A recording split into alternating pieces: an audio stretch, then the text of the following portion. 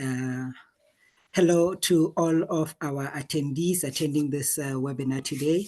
Welcome to the Youth Entrepreneurship Network Education Series 2025.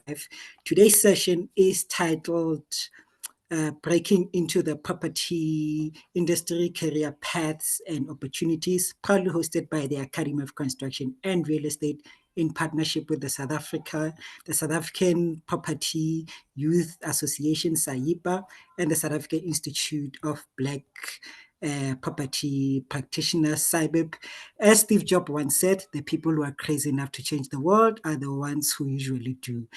This spirit of boldness and purpose is what today's conversation is about. We are joined by an incredible panel of leaders across the African continent who are changing the landscape of the property industry. Please help me welcome first and foremost Siyabonga Mshibe, the chairperson of SAIBPP in South Africa, Sylvie, the founder of EmpowerHer Estate in Rwanda, Thunde, the lead consultant at Iconic Real Estate Agency in Malawi, Dr. James, a lecturer at the University of Dubai in Nigeria, Mhlonishwa Kunene, founder of LIBERTALIA Group in South Africa, and last but not least, the beautiful lecturer of the University of Wits in South Africa.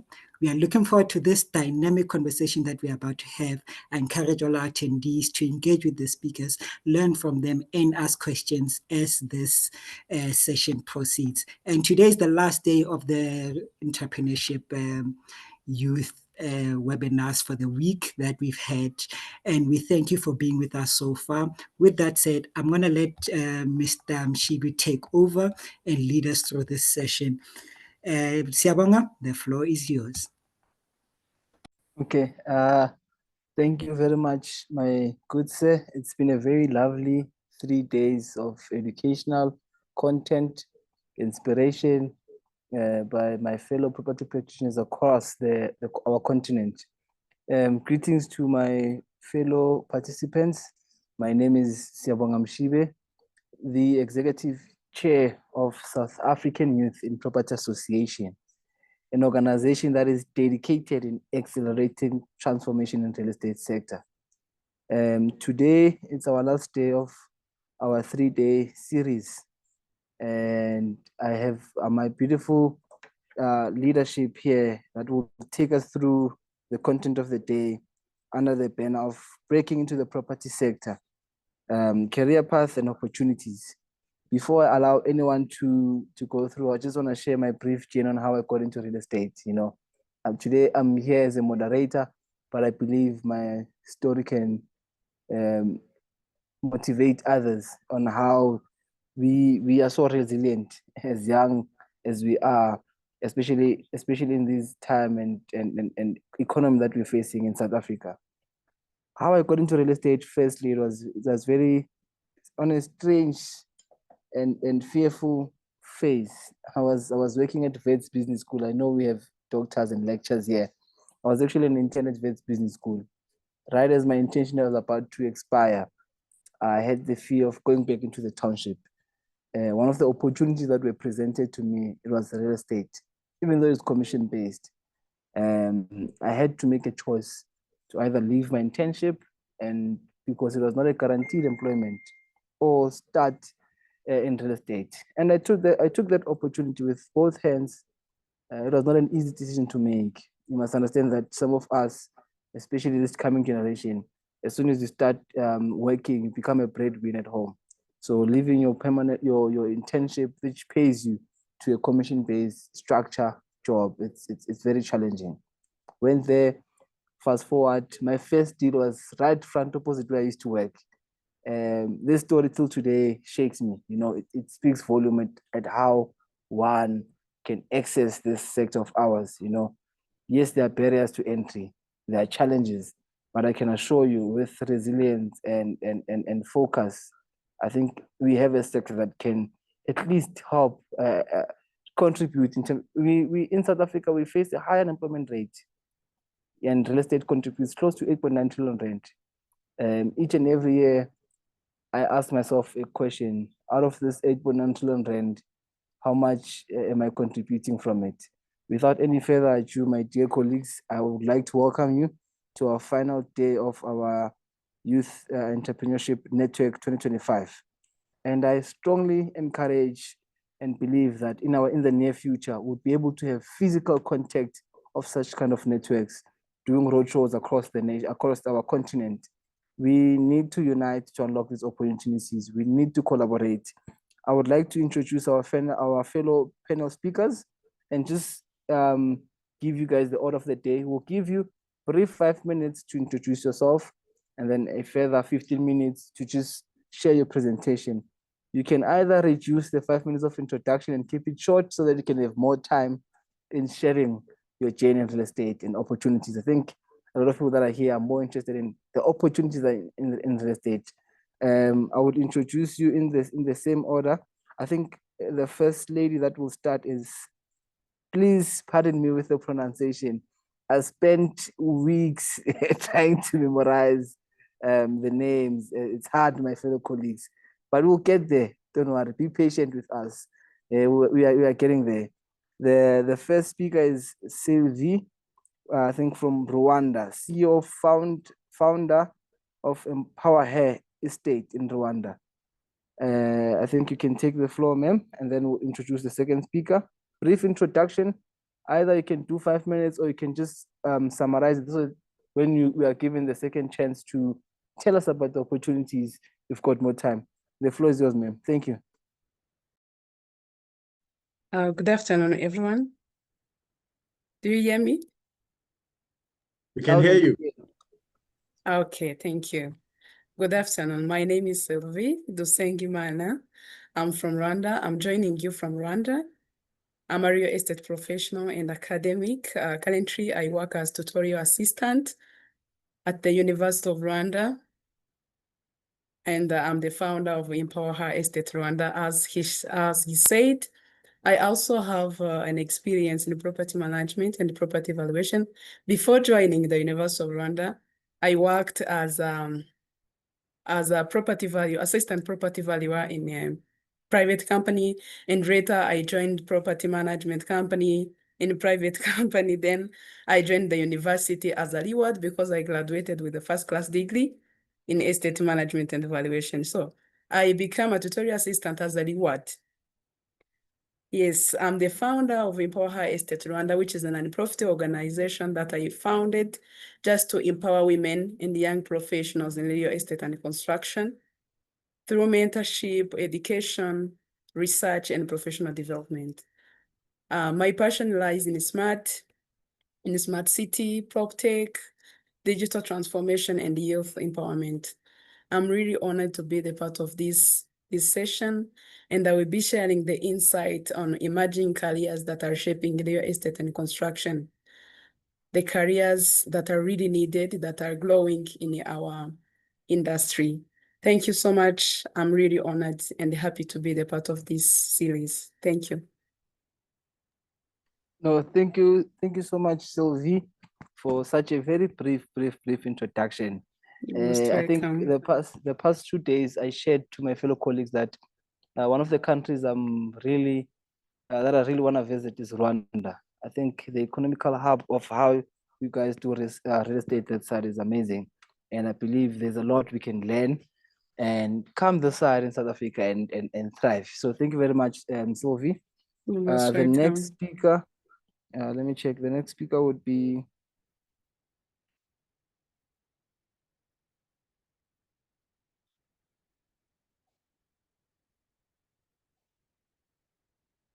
okay. I have this gentleman over here, Sam Thunde. Hope I pronounced that very well. Your floor is yours, sir. Thank you very much. Yes, you pronounced it perfectly fine. Sam Thunde. Greatly honored to be a part of this forum, a part of this webinar. I am a real estate practitioner from Malawi.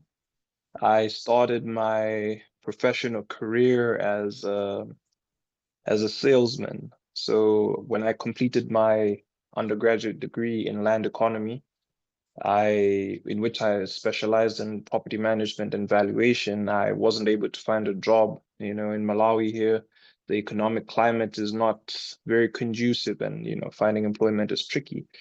So I began my career as a salesman, and then eventually I managed to land a job at Knight Frank, where I worked as a valuation graduate valuer, and that's what honed my skills. I then went on to set up my own company, Iconic Real Estate Agency, where I mostly handle valuations and sales. I am very passionate about business. I'm very passionate about empowering young businessmen, especially in the real estate sector. In a country like Malawi, our economy is lacking quite a bit. However, in the real estate sector, there's a lot of opportunities. There's a lot of career paths that I believe a lot of people just don't know about. And once that gets out there, it will then help the youth have a different way of thinking and see opportunities where other people can't see them. Once again, I'm very honored and very happy to be a part of this forum. I don't have a presentation per se, but I have a lot to share from my experience, and I'll be doing that later on. So I'm just going to keep the introduction brief. Thank you very much. My good sir Sam. We're looking forward to learning from you, hearing from you. And I should say, in South Africa being Youth Month and hearing my fellow colleagues across the continent being so passionate about driving transformation, I think it gives me hope where I am. You know, I should say I'm very happy, and we're looking forward to hearing from you. The next speaker is Dr. James. The floor is yours, sir. Good afternoon, everyone. Good afternoon. Can you hear me? Okay, that's good. It's nice to be with you all. My name is James Ogunbiyi. I'm a lecturer here at the University of Ibadan in Nigeria. I've had about 15 years of experience in the property, the real estate, and then the management of properties, valuation of properties, general real estate practice. So I've been a facility manager with an ISO certified facility management company. I've had my MSc, BSc, the PhD recently. And what else can I say? Well, let me talk about my passion. My passion is to do research and to teach. I love to, let's find out what's happening, what's the trend in real estate, and then try to tell others about it. And I'm happy to be here and to tell others about opportunities in real estate. And that's my presentation is going to be about do we need real estate professionals? Do we need construction professionals?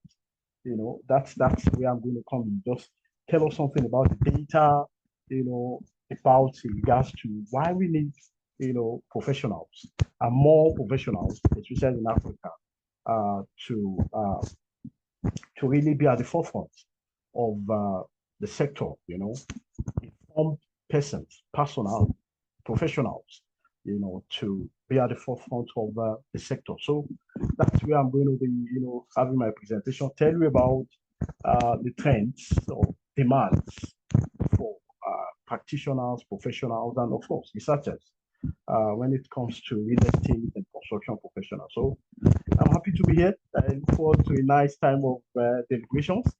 Thank you. Oh, no, thank you very much, Dr. James.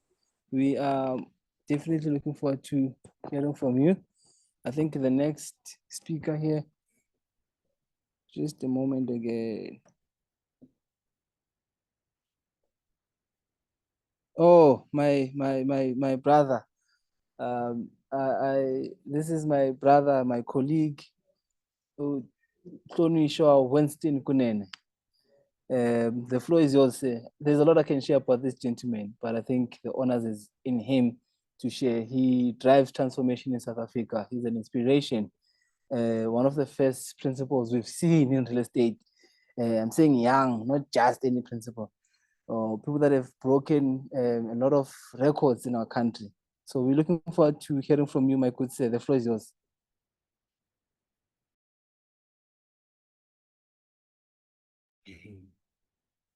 Hi everyone.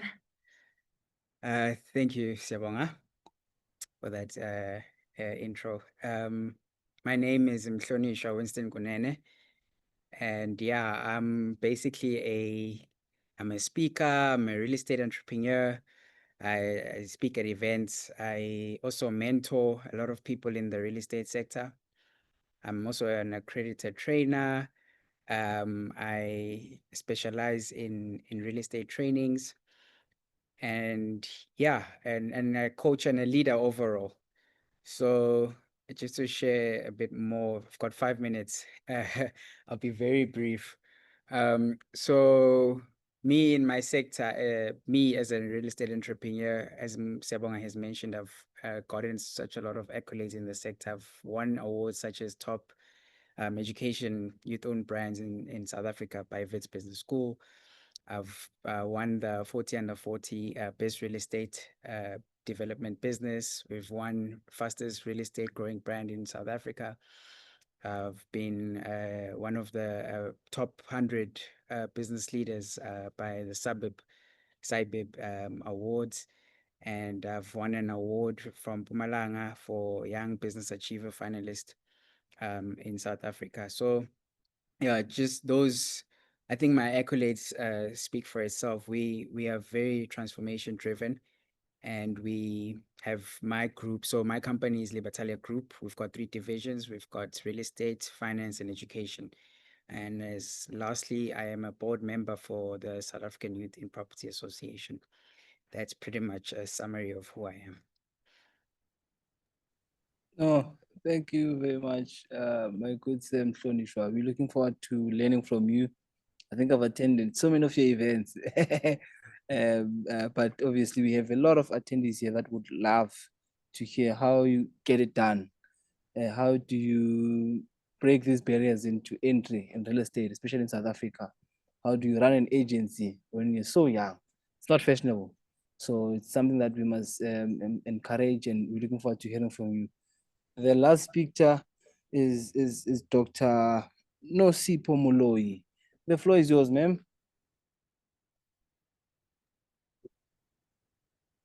Okay, good afternoon, everyone. As you had mentioned, Dr. Nosipho Moloi, so I'm South African. I don't know, am I audible? Am I audible? Yeah. All right, thank you. Yeah. All right, thank you so much.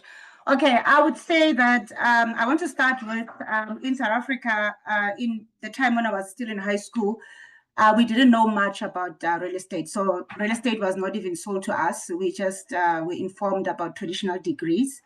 And hence that time, about almost 20 years ago, I went and studied BCom. Then I left and did construction management, then left, completed everything, and then into real estate.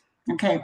So after completing my qualification, then I became an intern with our REITs, Real Estate Investment Trusts. That includes Billion Group, Riboses, I don't know if you know them.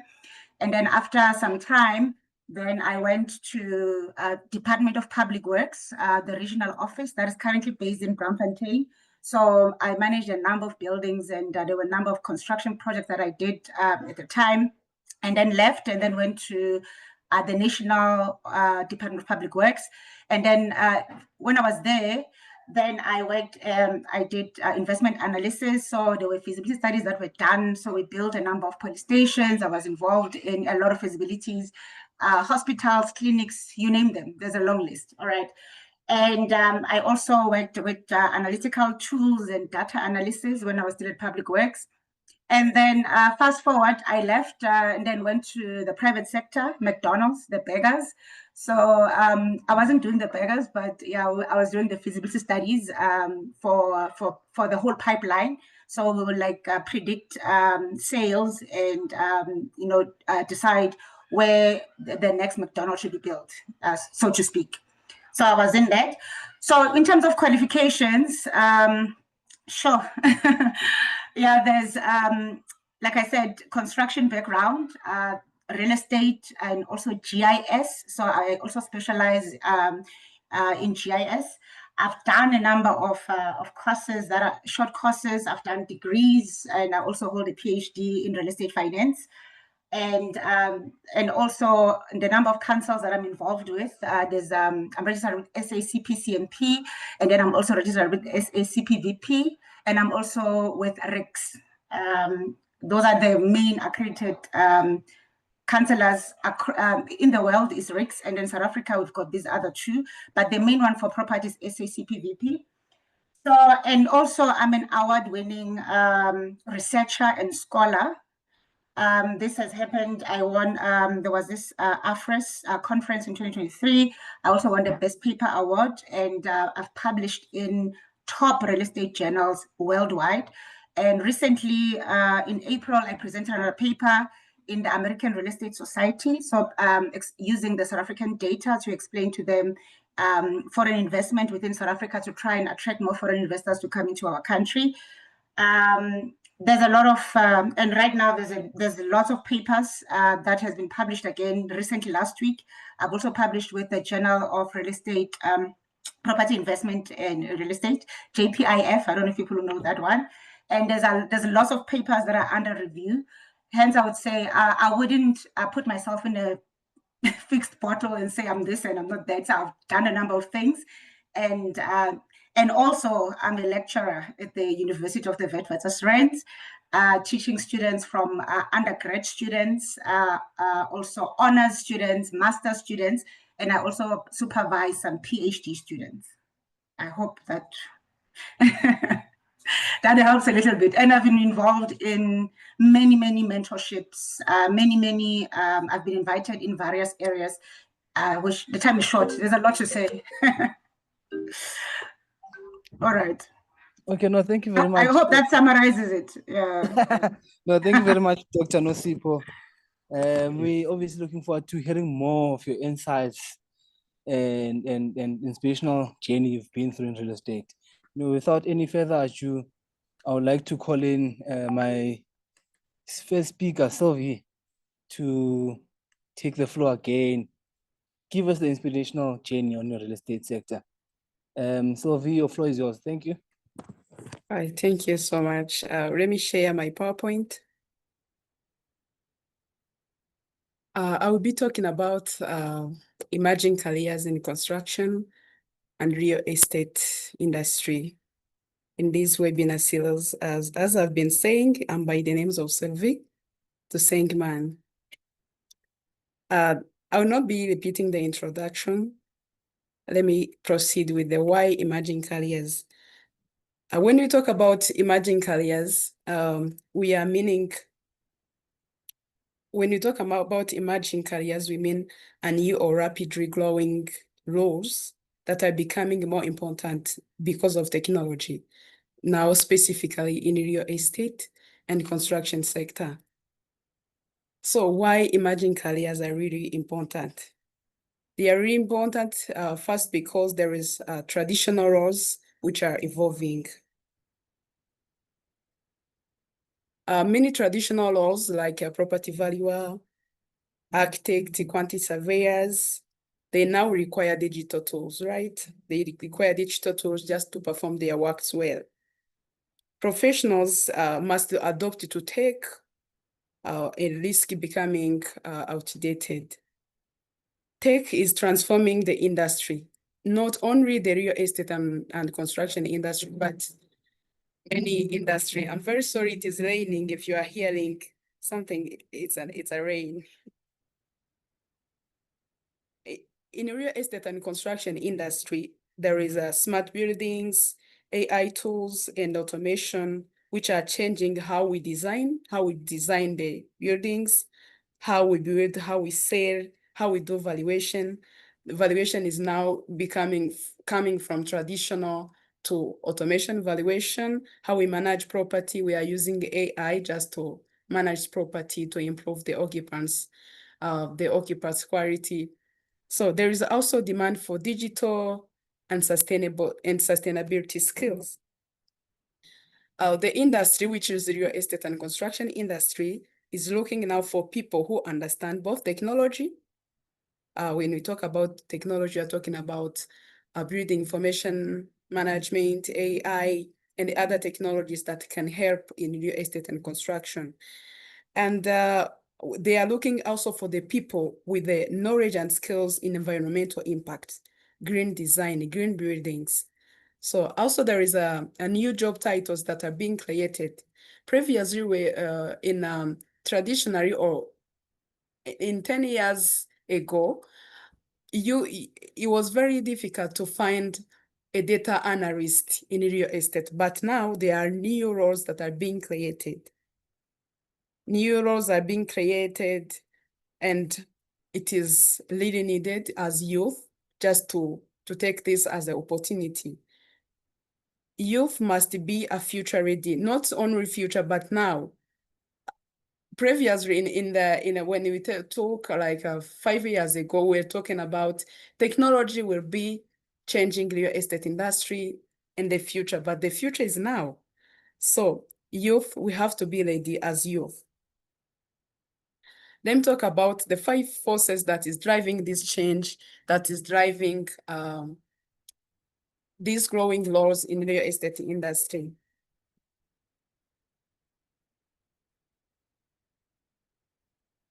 The first source is a smart city. I don't know if you are hearing me because it's raining.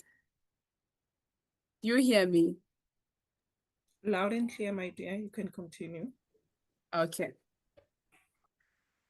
One of the forces is smart city development. Cities are becoming more connected and data-driven. Careers are emerging in the planning, in the management, in real estate, in the real estate valuation, and in the analysis in real estate infrastructure. In Africa, many cities have smart city projects. And many cities are learning to become very smart. And also there is climate and sustainability demands. There is a need to achieve the sustainability. There is a need to address the climate challenges that we are facing, not only Rwanda, not only Africa, but the entire world.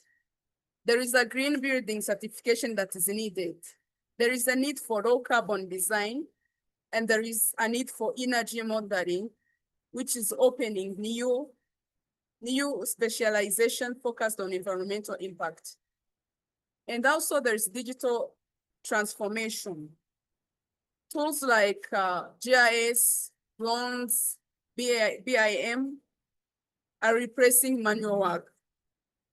They are helping us as professionals in real estate and construction just to improve the accuracy, save time, and require new technical skills. There is also rise for PropTech startups. Startups are disrupting real estate.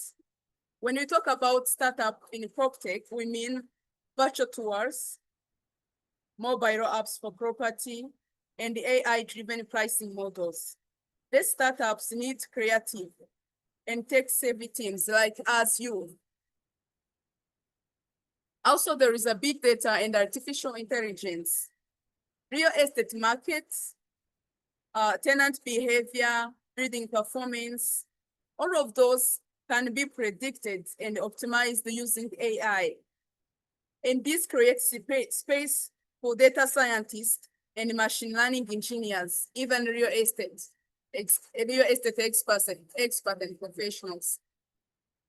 Allow me to talk about the examples of emerging laws or the examples of growing laws of those laws that are growing in the real estate and construction industry.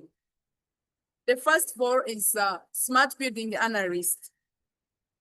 Those people, they do monitor and improve the building energy use and thermal comfort for the occupant, just using the sensors, building sensors and software. They use softwares and sensors just to improve the occupant's comfort and to monitor and improve the building energy use. Also, there is a PropTech product manager. PropTech product managers, they lead the creation of real estate technology platforms. It can be apps, it can be the dashboards, it can be digital tools for agents and buyers. So it is also laws that is emerging for real estate professional and even for the real estate, for the construction professionals.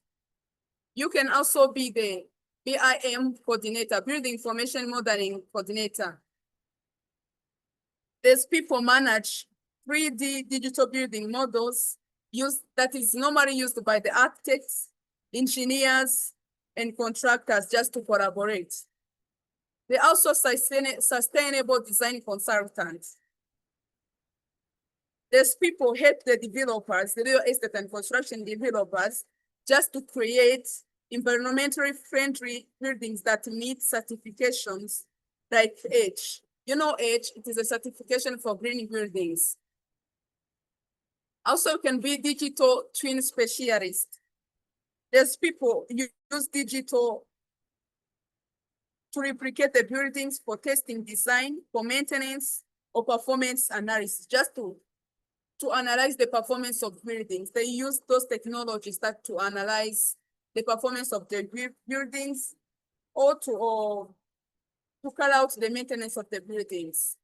Also, there is a real estate data scientist who analyze big data to predict property trends, to optimize pricing and access risk. Also, there is a green building certifiers.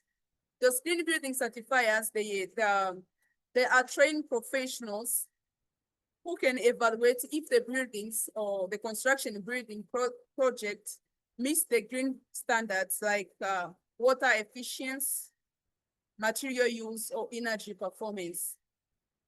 Let me jump to skills for emerging careers. So we've seen that there is emerging careers. There is growing roles in real estate and construction industry. So what skills do we need just to step into those careers? The first is programming basics.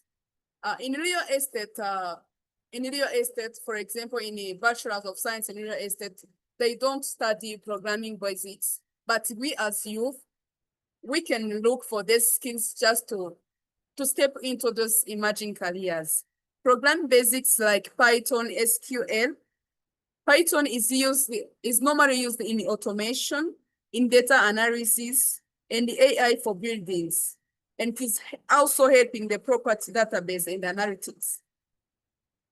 Also, there is energy modeling, energy place insight. These tools helps to simulate how buildings use energy. You know, energy efficiency is a really problem currently. For example, here in Rwanda, buildings consume a lot of energy.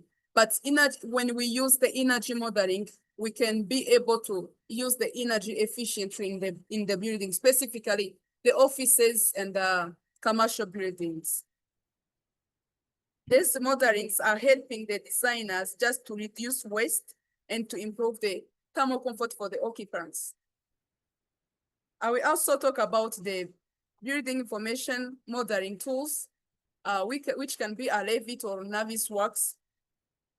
Those are the tools that is essential for digital modeling, for design coordination, for crash detection in complex projects.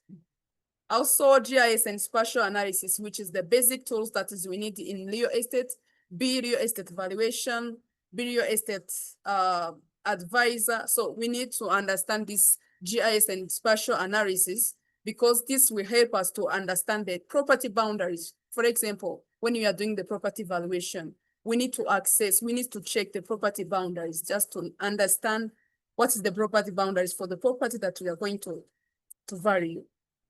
Also, I was talking about technical skills, but also soft skills is needed and is a key. Beyond the technical knowledge that I was talking about, emerging careers need people who can innovate ethically, who can communicate well, and who can lead diverse team. So we need both technical and soft skills to step into these emerging careers and roles.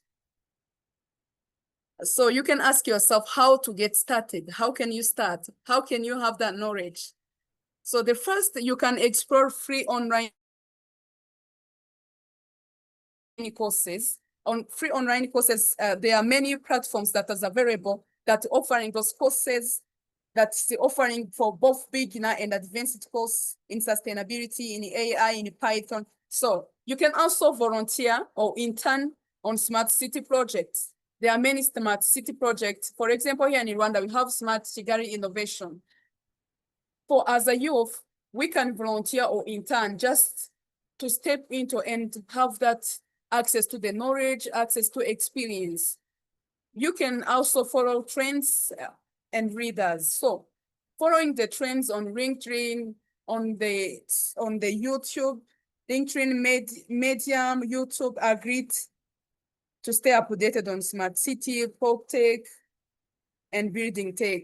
Yesterday, I was attending a webinar on the machine learning in property valuation.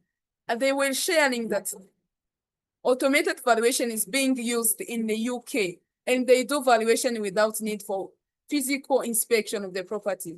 You can see, you can understand how technology is making the work very easy and to make the outcome very accurate than traditional way we do our work. Also, you need to build the digital portfolio.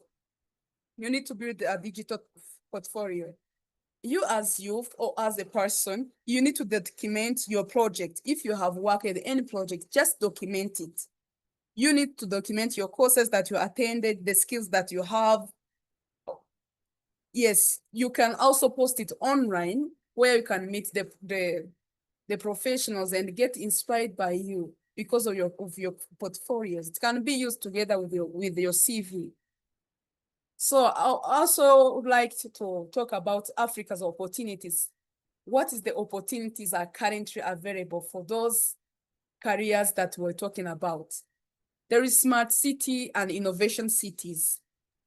In Africa specifically, I'll be talking about Rwanda because I'm from Rwanda. There is a Kigali Innovation City. It is a very good opportunity for the youth, and it is a very good opportunity for youth and real estate experts and professionals just to engage.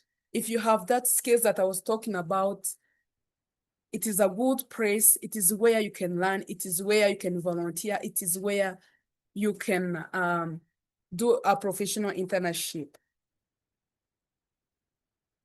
Also, there is a housing deficit, tech-driven solution. When you talk about housing deficit, it is happening because of rapid population growth. And when you talk about many people, we mean many houses that is needed. Do you hear me? Oh. I know we can hear you. We are just left with 1 minute, but we can hear you. Okay, I'm about to be done. Thank you. So our housing needs can't be solved manually. We need a 3D printing, a modular design, a digital run system. So there is also regional need for climate smart design, African youth, which are also digital natives. So we can read, not follow, right? So I cannot finish without talking about EmpowerHer Estate Rwanda, which is an initiative. Our mission is to empower women and youth in real estate and construction.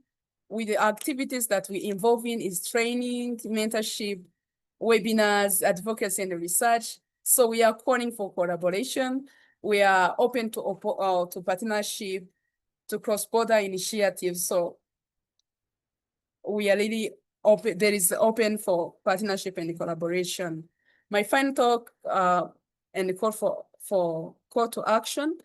Real estate is no longer land, it's a data. So we need to focus on data. We don't need to wait for the job. So we need to build our skills. When you combine tech and purpose, you create a new power to drive you in this real estate and construction industry. And women and youth must lead the innovation. So you need to start today. You don't have to wait for the futures to come. Start today. Thank you so much for your attention and for your kind attentive. Thank you. No, thank you very much, Sylvie, for such a very informative presentation you just shared. I hope my dear participants are listening attentively. They are writing down their questions So what I would suggest, my dear colleagues, that write down your questions.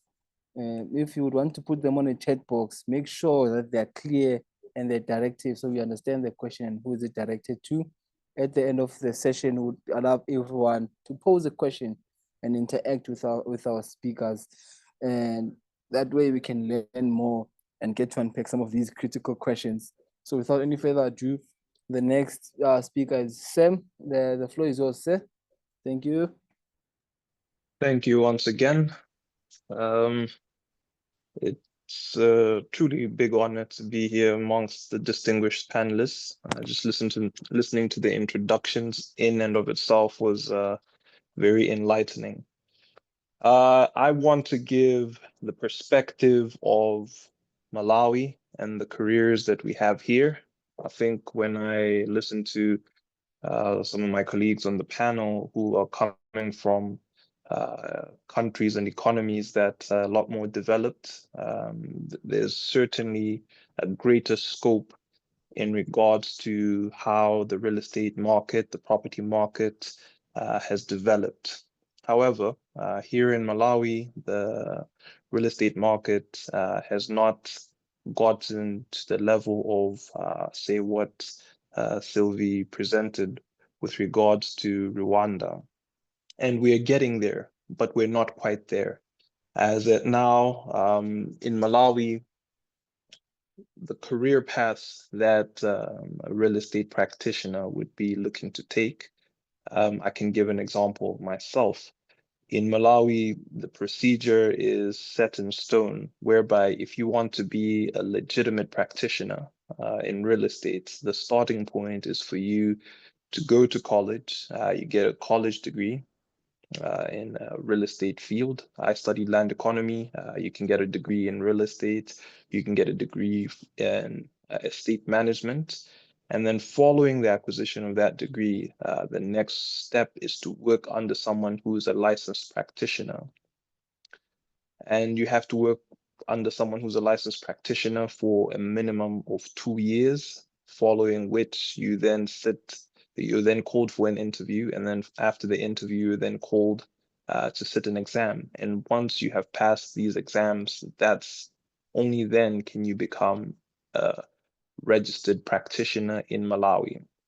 However, this is so that you are able to get into basically the professional level of practicing in real estate. So we're talking if you want to become a property manager, if you want to become a valuer, if you want to become a licensed estate agent.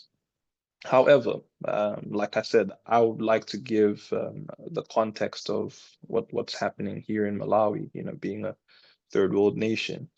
In practice, what has ended up happening in Malawi is that in the nation, we have only less than 100 licensed practitioners. So what this means is that as a nation, we have a very big gap with regards to the amount of real estate professionals who are practicing versus the demand. Our population in Malawi is plus minus 20 million, which means there is a serious gap which has created what has ended up what we professionals in Malawi call a lot of illegal practitioners. However, the appearance of illegal practitioners or people who are practicing in real estate without certification or without a qualification is due to the demand that is there. Real estate remains a very, very lucrative business. And if you practice as, say, an estate agent, the opportunities to make a living are there and they're countless. So what I would say is for someone to be able to start their career in real estate, as is the case in many nations, you need to find out firstly what is required, be it a professional qualification, be it the need to work under someone who's licensed. My advice would always be for anyone who wants to practice in real estate to learn the theory of real estate. So getting a formal education is always good, but also to get knowledge from someone, like getting a mentor in real estate. When I began my career, I was fortunate that I had the qualification. However, I got a lot of the information that I use today in my own practice, talking to people who are in the business, and by learning about the market, understanding the market, that's how I've been able to thrive. In Malawi, the real estate sector, the land economy sector, we look at valuation, we look at so I think I'll just kind of go one by one, and the soft skills that are required and how you can thrive. Let's say, for instance, in the area of valuation. Valuation, there's no running away from the technical side of it. You need a formal education in order to practice as a valuer. But the formal education is something that you can attain over time. Here in Malawi, you don't necessarily need to start off with the degree. You can get in a lot of short courses with our universities here that will enable you to enhance your qualification. So you can start off as a valuation technician. This is where you're going to learn how to do the basics. You learn how to take measurements. You learn how to gather market data. And then from there, over time, you acquire the skills, the methodologies, and you'll be able to practice as a valuer. And once you get your certifications, then you'll be able to sign valuation reports. Another career path that we have here in Malawi is that of the property management. And for property management, basically, what you need is to be able to be organized, to be able to tell people to organize yourself and make sure that you're able to manage projects, because a lot of property management is ensuring that the property that you have been handed to manage is running smoothly. So a lot of client relations with the tenants, relations with the landlords. The other side of real estate, which I practice, is a state agency. So a state agency essentially is sales. I look at countries like Rwanda. I traveled to South Africa not so long ago, and I was in awe with how they're carrying out their state agency. I look at the way they're carrying out virtual viewings, their advanced websites, and etc. For a country like Malawi, this is something that is currently just not there on the market. So when I look at that, I see so many opportunities. I see opportunities for young people who are looking to enter the real estate sector and they don't necessarily possess real estate qualification. I think an endpoint for me is information and technology. If someone has IT skills and they're able to develop websites, if someone has photography skills and they center themselves, or they position themselves, that instead of just doing things like weddings or corporate events, real estate is definitely a field where someone can make a living by being a real estate photographer. And for Malawi here, we have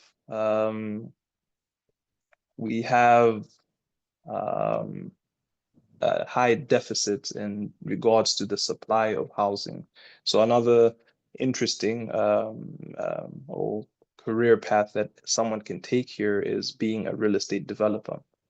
Now, obviously, being a real estate developer has a very high capital requirement, but what I've learned is, in order to execute a project, you don't necessarily need to be the one who has all the financing. Being a part of a team, being a part of a consortium is the way to go. In real estate, there's so many opportunities, and there's so many things that so many people who have the money are unable to see. Opportunities like low to medium income housing. This is something that is there in Malawi. There's so many people who are looking for affordable housing, but they're not able to find affordable housing. So that creates an obvious gap. So for what I can say is that real estate is a very exciting field. It's a very exciting sector. It has been deeply fulfilling for me as a young practitioner. I have also led a team in building up some of my fellow practitioners. Like I said, a lot of the practitioners in Malawi are mostly untrained, and something that I have taken pride in, and something that I think a lot of professionals can take pride in doing, is to ensure that those who are practicing, the ones who are not yet professional, who don't already have their professional credentials, it is our duty to take them under our wing, to show them the ropes, and so we provide a standard. Real estate has so many other avenues that you can take. For me, I think one of the sides of real estate that I like to talk to people about is I work on the completed project side. So as a real estate practitioner, as an estate agent, as a property manager, as a valuer, I am normally working with projects that have already been completed. But living in Malawi here, where it is a developing nation, a lot of the opportunities, I believe, are in the sector of construction. So I like to view the whole built environment as one. I think of real estate, or real estate as an estate agency, valuation, and property management as the final part with regards to the careers in the real estate sector. However, for me, I think there are also a lot of other very exciting fields within the real estate sector which come in before we get to the completed real estate. Physical and urban planning, that's definitely something that I would encourage someone who's interested in real estate, but who's not interested in so much the completed real estate sector to look into. Physical and urban planners, practitioners within the sector who help determine and decide where everything needs to be within the real estate space. So before a city takes shape, or once the city has already taken shape, the planners are the ones who choose where, you know, X should be, where the hospitals should be. They're the ones who decide where things like filling stations, or roads, or access roads, etc. should be. So this is definitely a career opportunity for those people who like to be in charge, those people who notice everything that is wrong with society and want to be able to fix it. I think physical planning is a career path that they can explore. And then the next step in what I like to term as the construction cycle is the land surveyors here in Malawi. So the land surveyors are the ones who carry out the measurements of sites. They carry out topographical surveys, they carry out cadastral surveys, and they produce survey drawings on sites, on maps. So their role is very important. Again, even though they're not directly a part of real estate in the completed sense, another career path that I always encourage people who want to look into real estate is that of an architect. The architect, many of us who already know the role that they play in designing spaces and designing buildings and designing projects. They are the ones who take the planned areas that have been designated by planners and then create designs that become functional with that space. Another exciting career within the real estate sector, within the construction sector, is that of a quantity surveyor. So quantity surveyors are the ones who measure the materials that are required for a project, and many times they also serve as project managers for the construction of properties. So this is another career that someone who wants to work in real estate but doesn't want to work in the completed side of real estate can look into. And lastly, there's the contractors. Working as a contractor, working as someone who actually does the building. All of these people, they work within the real estate sector, but they work before the construction or during the construction phase of the real estate sector. I think for me, I am a big fan of the real estate sector and the careers within the sector, because it's interactive. A lot of the work that we do is not necessarily just sitting behind a desk. If you are looking to, you know, venture out and find yourself within the real estate sector, I think one of the most important skills that you need to have is interpersonal skills. You need to be able to relate with people. You need to be able to network with people. You need to be open-minded, be creative, and be someone who, when they spot a problem, they look to fix it. I think having a mathematical mind is definitely a plus. It's something that will assist you with regards to thriving in a real estate career. But for the most part, with real estate, you cannot go wrong. Even in a small developing nation like Malawi, you know, it was a breath of fresh air to hear from Sylvie when she was talking about the systems that they have in Rwanda.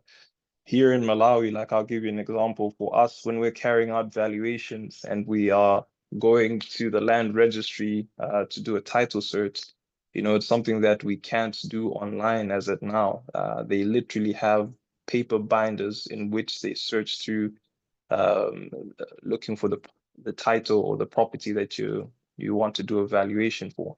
And so for me, if you're watching this and you're from Malawi, there's so many opportunities that exist because of the so many gaps that are currently there.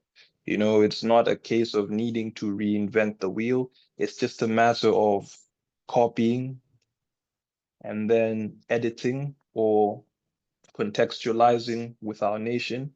And then from there, you implement.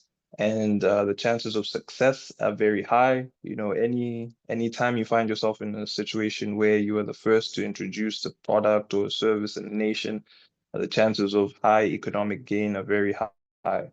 So in a nutshell, I just wanted to share the opportunities, the markets that we have here in Malawi. I don't want to go out of context and speak a lot of theory. I like to be as practical as possible. Thank you very much.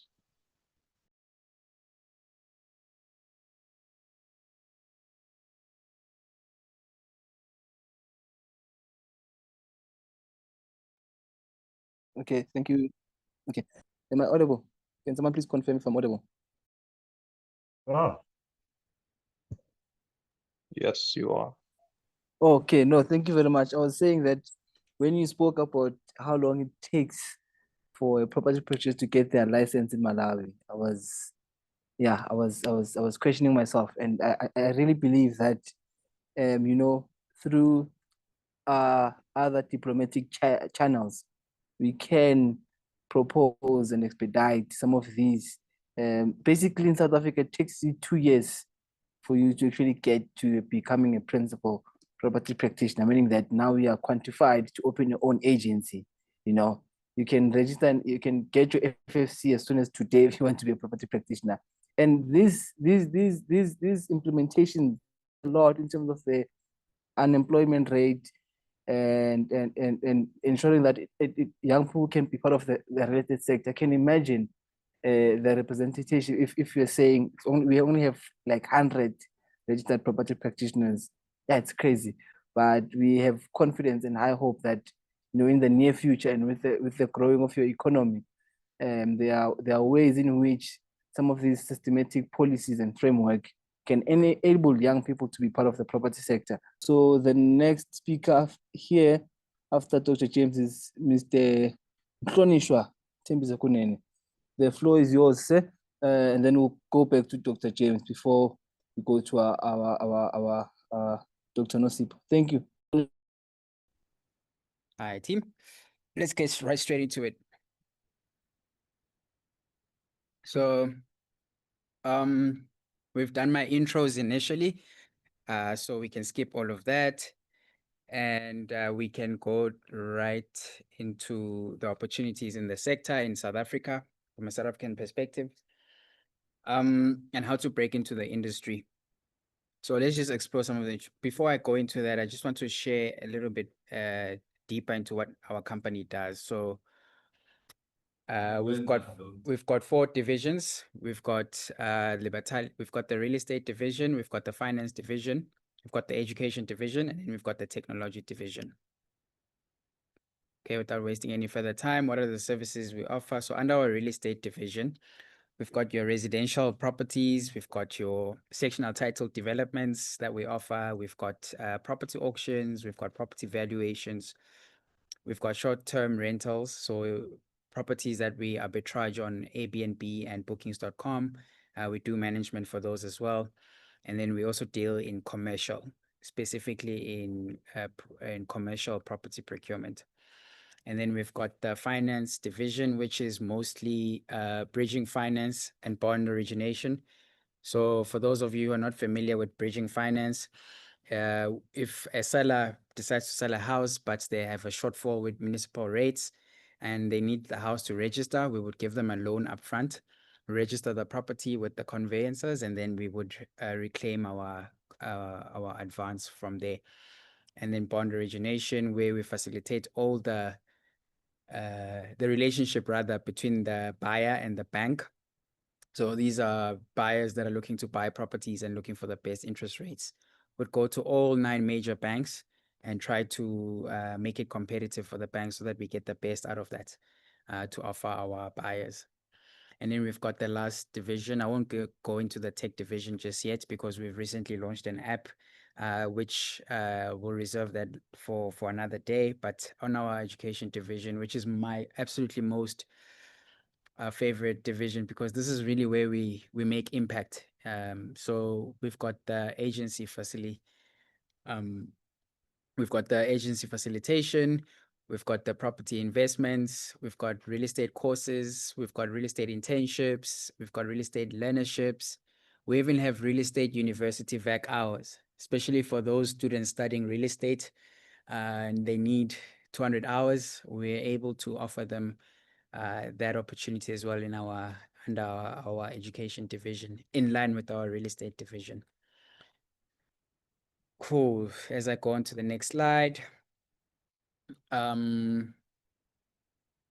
without wasting any time, let's have a look at the table of content over here. So we spoke about real estate. Let's look at the market trends. We'll look at the entrepreneurship opportunities in the sector. We'll look at ways how to create wealth in the sector, housing population, and that of, okay, next page. See the slides going very slowly. Okay, so let's look at the market trends. We basically get 6.9 million registered residential properties in South Africa, basically almost annually. So if you look at the valuation, I know it has now gone up to 8 trillion. The last time I did the slide was 6.4 trillion. So we're now looking at 8 trillion in terms of the valuation. But just specifically looking at residential, we've got 81% that is freehold titles. We've got 7% of that, which is estates. We've got 12% of that, which is sectional titles. And then we've got 6% of those registered residential property at 60% that are bonded. So what does this mean, especially looking at it from a residential point of view? I think my topic here is, how do you break into the industry? The easiest way to break into the industry is literally joining an agency, a real estate agency, because that's your first level. So when I say first level of real estate, I mean that literally anyone can join. The level of entry is quite low, so literally anyone can join. You don't need a university qualification. But what you do need, though, in terms of joining an agency, is you obviously have to go and offer your services and your skills, rather. So you would get a letter of appointment from the agency. You get to sign a contract with them. You basically are an independent contractor, but you get an employment of contract. And the agency will need to then submit that contract to the regulator, which is the PPRA, the Property Practitioners Regulatory Authority. And then they will be able to issue you with a Fidelity Fund certificate. So this basically allows anybody to sell properties under supervision. So your first 6 months is your practicals. So you have to do what we call your occupational certificate in national real estate, your NQF4. And this then allows you to then later on write your PDE exams and you become a full status agent. But this does not limit you from making money from the start. So as immediately you join under an agency and under supervision, you are allowed to operate on the field. So we're looking at the residential market in terms of, 6.9 million registered residential properties in South Africa. Let's look at the impact it really has in the demographics. So at the moment, we're looking at 50,000 registered property practitioners in the country. 2,500 of those are principals. I know the number has gone up to 1,200 Black property principals now, but when we did this, it was sitting at 500. So let's look at how the unemployment rate is and what the demand is for, especially in this country, for the youth being, half of the unemployment rate is made up by the youth, and how real estate plays a role, and how also if more people are aware of these opportunities in the country, and the role that real estate plays, I think we can really, really reduce that unemployment rate by far. So we've got close to 70 million people in South Africa, 26 million houses available. We still have 30-year mortgages that still exist, and developers are hungrier than ever. So basically, the demand for housing is huge. As long as we still have urbanization, we still have developments happening, there's always going to be a demand for population to move into the inner cities, and obviously that means there's a need for accommodation. So let's have a look at what are then the entrepreneurship opportunities within the sector. So I'll go back to my topic regarding the demographics and how it impacts and how one can actually enter the space in various ways. So it does not necessarily have to be working for an agency. The ways that I will also recommend on here are other ways you can explore it, especially for, different interests. I must say though, while you look at that as an option, still getting the experience under supervision is important, because then it gives you access to all these different ways that you can enter into the market. So let's look at the entrepreneurship opportunities. So you've got bond origination. You can start your own bond origination company. You can work your way up with the necessary accreditations to start your own bond origination company. Sales agent, which is what I've specified. We've got the property management. You can have a property management company right from the start. You can look at conveyancing. You can, if you are doing your law degree, you can look at conveyancing. I know they say that conveyancing in this country, I don't know about the rest of Africa, but it's the most difficult exam to pass. So I must say, I've met a lot of, practicing conveyancers currently who started as estate agents. And most of them say that, in fact, it was the easiest exam they've ever had because of the experience, I guess, and the, access to information they received while practicing as estate agents. You've got inspection and valuations, even accounting and administration. Within the real estate sector, there's a lot of accounting and administration, especially for sectional title developments, where you're administering an entire complex or building. You can look into that administration, especially if you've got an administration degree. You've got photography. You can start your own real estate photography. There's a huge demand, especially with technology and how social media has become such a valuable platform for people to market their properties. You can look at, videography as well. Looking at YouTube and SEOs and all these other online platforms that allow you to have a higher reach. So real estate is about numbers. We spoke about the population, it's numbers. We spoke about the unemployment rate, it's numbers. We spoke about demographics, it's numbers. Same thing with leads. You speak about social media, you're talking about numbers, demographics of the digital media and the digital space. So getting yourself in as a professional photographer and as a a videographer who can offer that service to a lot of developers, real estate agencies, conveyancers, you name it. You can really stand out, and you can offer the service through digital media and digital platforms where you can have a higher reach to sell as leads to that. So there's an audience there. Quantity surveying needs to be something you need to study for. Architectural designs, town planning, construction. Some of my previous speakers have spoken of telecommunications and more. So let's dive really deep into, let's look at one house. What is the impact of one property? We looked at 6.9 million registered residential properties.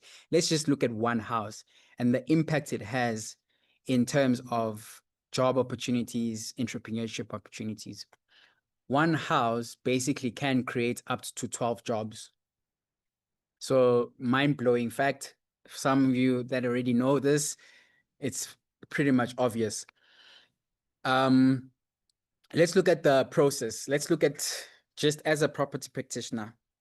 We spoke about how you have access to the market. So let's look at an average Joe, just finished school, goes to an estate agency and wants to become an intern there.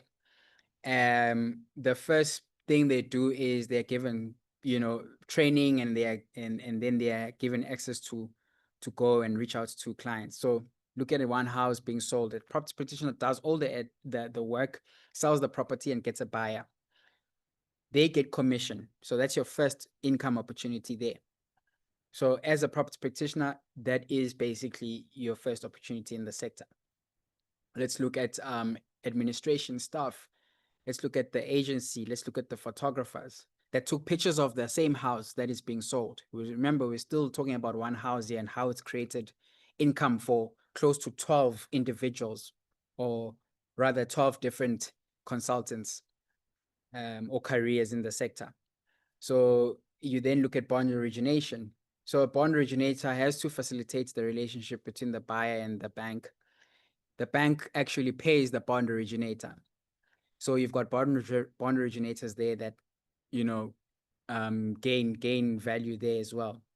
Let's look at the home inspectors and bank valuers. So what the bank does as well sometimes is they go, yeah, we see the offer to purchase, but we still want to evaluate the house. We want to see if it's really valued at the purchase price. So they send out a valuer, a property valuer. So that's an opportunity to also to become a property valuer in the sector, where you can be registered with the council.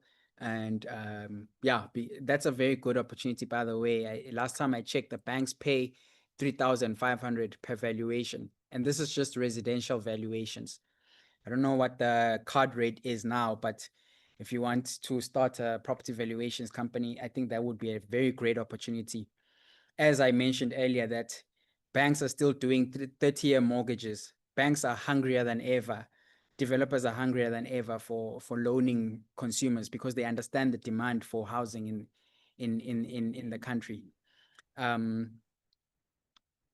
So you look at that, you look at conveyancing, transferring attorney, that's they get paid. You've got a bond attorney who also works for the bank, they get paid. You've got your administration staff there as well, that get paid.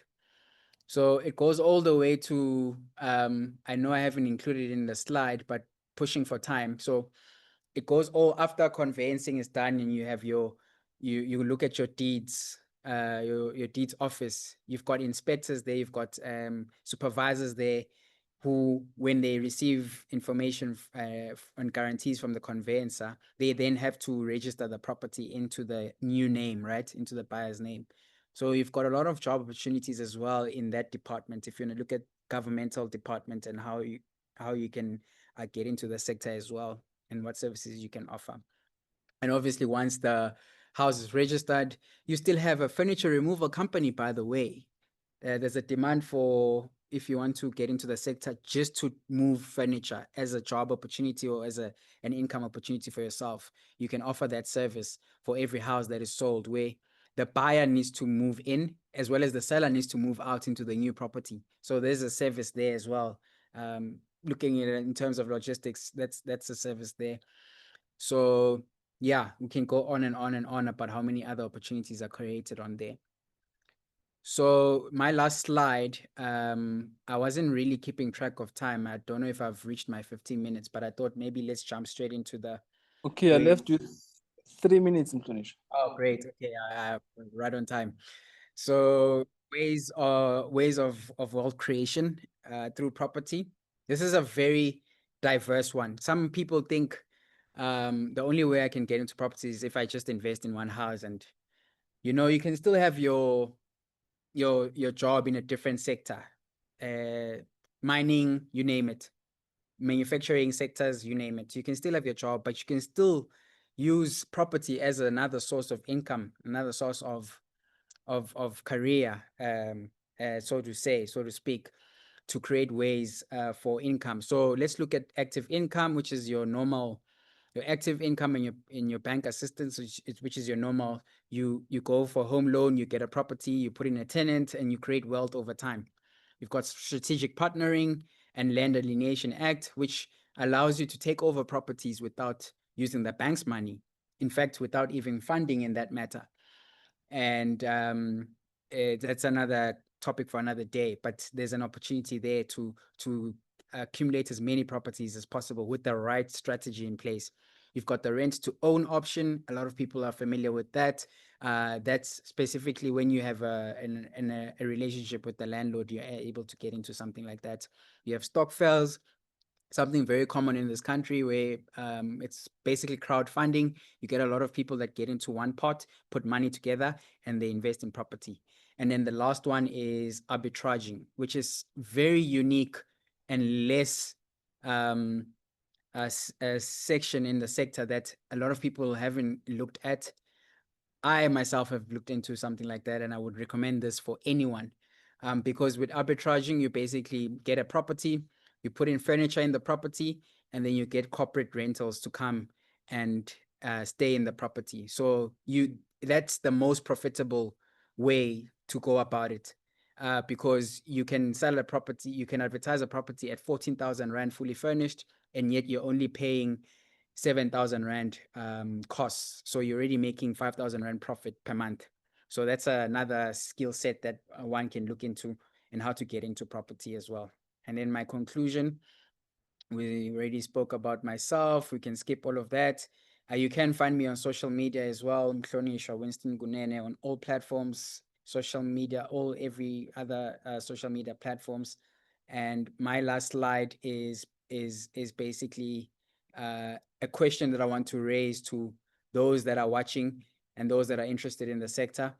It's 4 questions, in fact. So you only have 2 decades to reach your big dreams, and you only need a decade to reach your goals. Life is made up of questions and curiosity. So the biggest question we need to be asking ourselves is, how do I put it together? So these are the 4 clear, realistic questions we need to ask ourselves. Which game are we willing to play within the sector?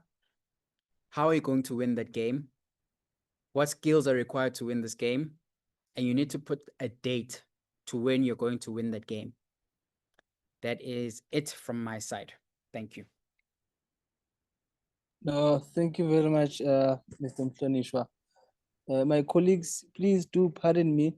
We are 30 minutes away from our session. We can extend it with only 10 minutes, meaning that we can have 40 minutes. I know we have 2 speakers that are left.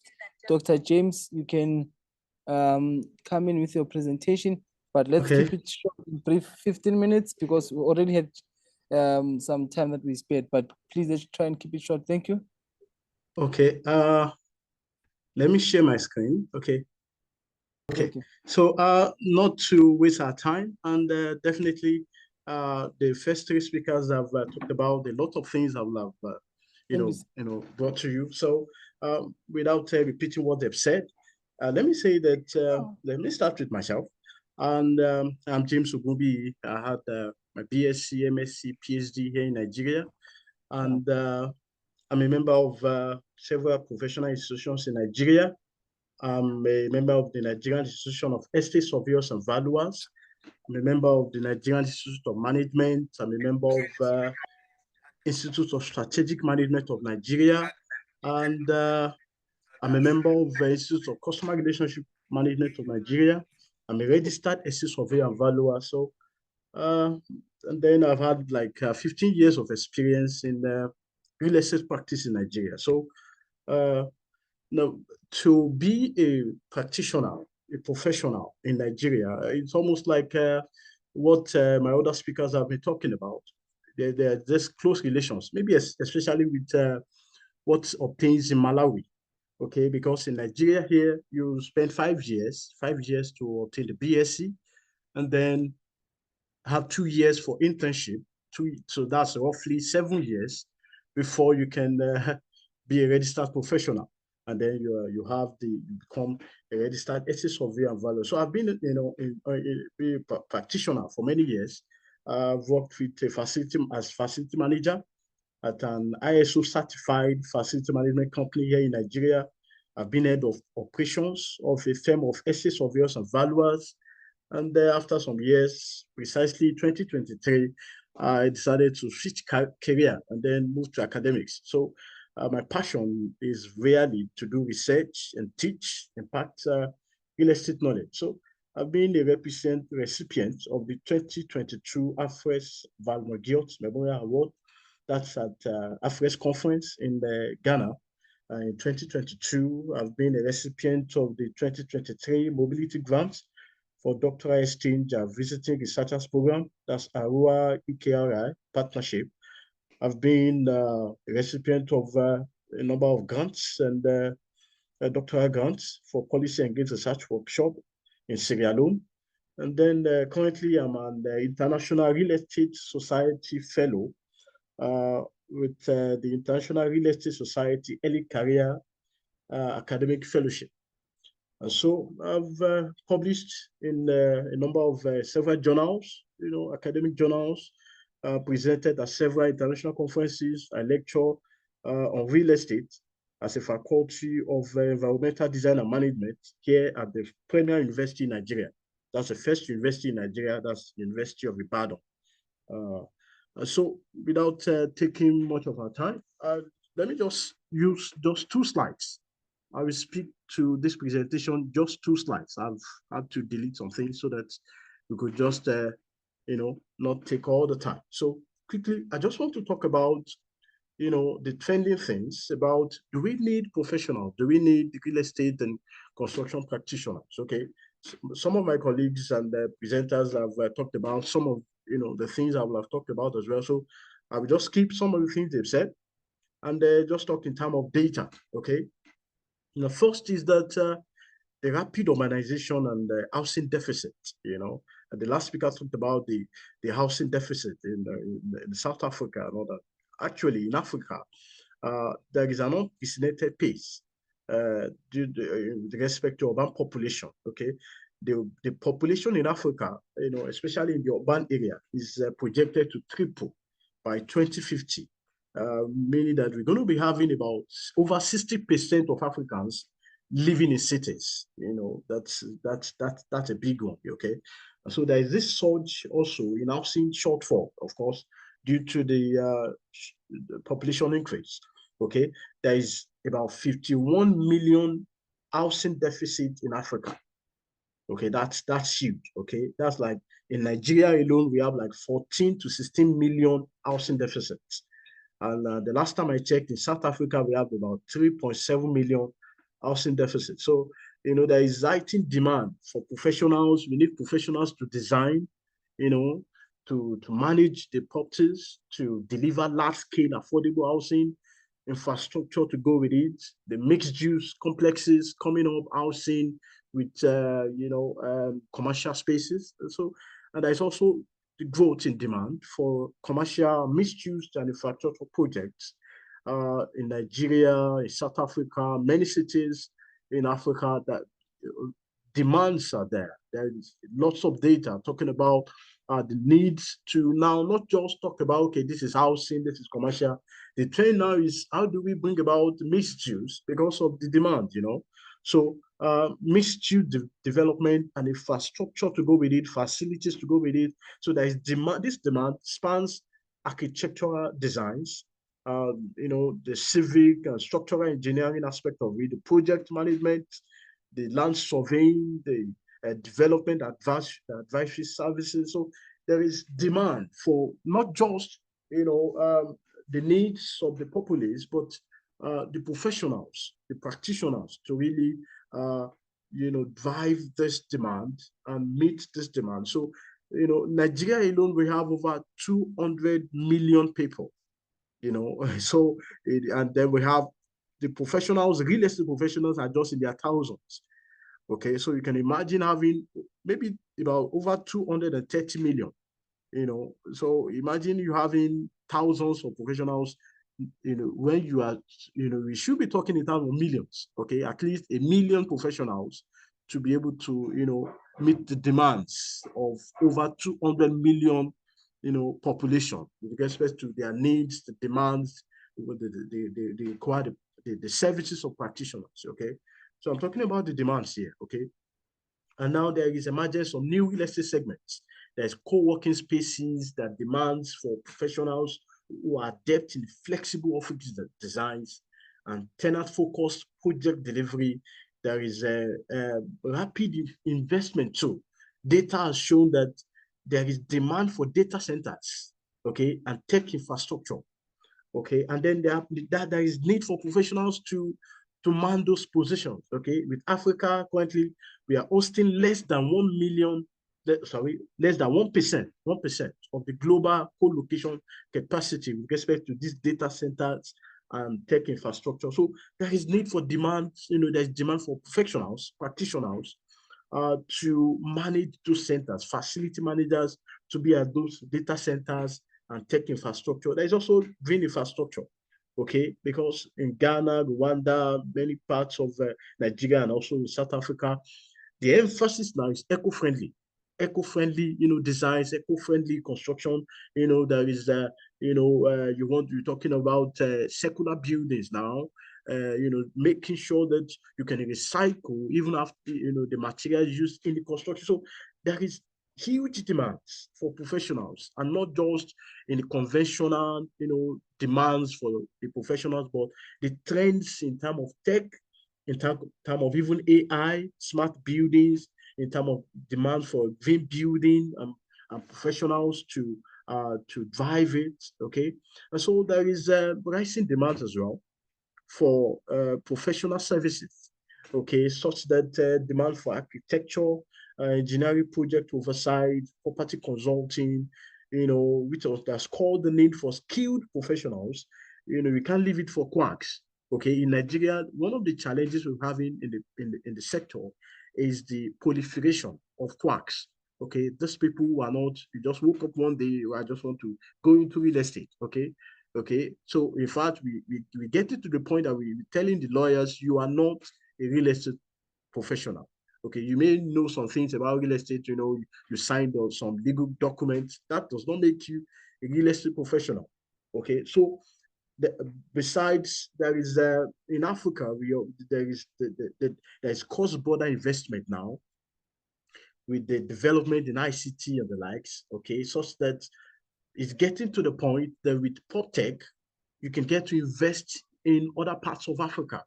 Okay, this aspect also need the input of professionals to guide the investors. Okay, so there is demand for practitioners. Okay, in Nigeria's residential market alone, it's projected to reach about 2.14 trillion US dollar by 2025. Okay, in Lagos alone, that's one of the biggest cities in Nigeria. Okay, it's projected that the real estate in Lagos is projected to reach about 2.25 trillion. That's the real estate sector of Lagos alone, about 2.25 trillion US dollars by the end of 2025. So there is lots of demands for professionals who are going to guide investors in many of these things, and not just to guide investors, to also be involved in development of this project. Okay, so there is need, therefore, for capacity building. Okay, Africa, we need more professional, trained architects, engineers, project managers, real estate practitioners, And there is need for capacity building. Some of my colleagues talked about the challenges we have in Malawi and some other places. So, there is need for capacity building. We need practitioners to come in. It is getting to the point that we won't just be talking in terms of inter-country demands for practitioners. With pop tech and the likes, we will now be talking in cross-border, cross-country demands for professionals, such that you may be in South Africa, you are interested in real estate in Nigeria. With pop tech and transparent platforms, you get to invest. There's real estate investment trust and all that. So there's need for capacity building. And then there's also need for academic and professional curricula to adapt to the changing green building demands, smart infrastructure, pop tech, and digital titling. Okay, these are areas that the academics and professional curricula needs to pay attention to, so that we can move with the trends and make sure that we're not just teaching textbooks. Okay, we have to, make sure that we teach, the trending demands. Okay, green building, smart infrastructure, smart financing, real estate, pop tech, and digital titling. Land administration, and then there is also need for policy engagement. Okay, not just that. To make sure that professionals get to be in positions to call the shots, not just we sit before the TV watching the news and the politicians tell us what happens in the real estate. So there is need for professionals also to be in politics, actually, so that we can drive policy implementations. And then lastly, there is need for professionals with respect to PPP, that's public-private partnerships.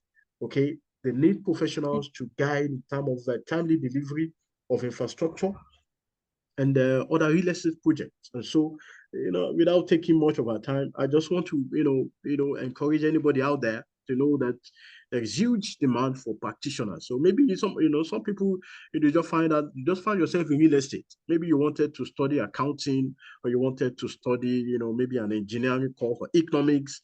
Maybe for one reason or the other, you found yourself studying studying something on real estate. So I just want to encourage you to know that you're not an accident. That is not an accident. You're in the best profession.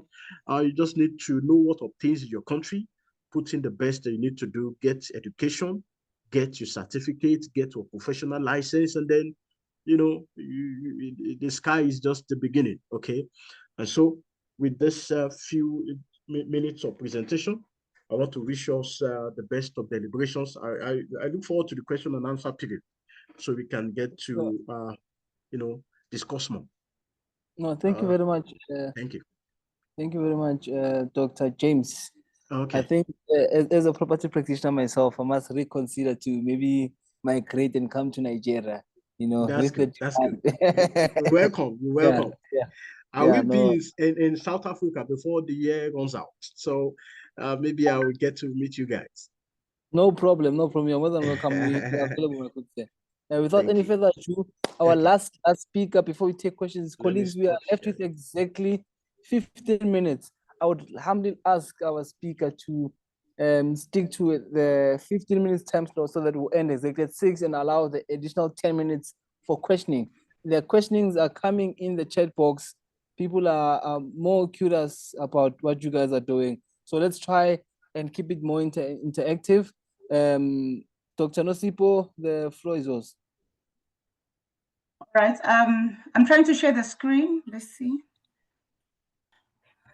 All right. Without wasting any time. I'm the last person, but anyway, it's all good. As you guys know, we've already spoken about my my background and everything else. So I don't think it's necessary now. We just need to get to the crux of things. So I'm going to be looking at the overview of the South African property market. So I'm going to be using the South African perspective. We're going to look at the barriers to entry in South Africa. We're going to look at the existing support structures, and we're going to look at property sector and the youth, and the key property network and real estate career path within South Africa, and how universities can assist, right? And also youth entrepreneurship that young people can pursue, and then future trends. And lastly, we're going to look at policies and industry recommendations. Okay. All right. So, like I said, we're going to start with an overview. So we need to understand this situation here. When I was asked to do it, and they spoke about youth, and I was like, oh, I need to be part of this. Youth, there's high unemployment rate in South Africa of the youth, and the property sector on its own can really assist the youth, the young people. As you can see, the property sector contributes about 80% towards the GDP. So property, banking, and finance together combined, they contribute about 22%. That is big. And in South Africa, only the property sector is worth 5.8 trillion rands. That's a lot of money. And who are these key players within the property sector? We've got developers. We've got the REITs. REITs are the real estate investment trusts. We've got estate agencies, conveyancers. There's quite a lot of people. I'm not going to mention them.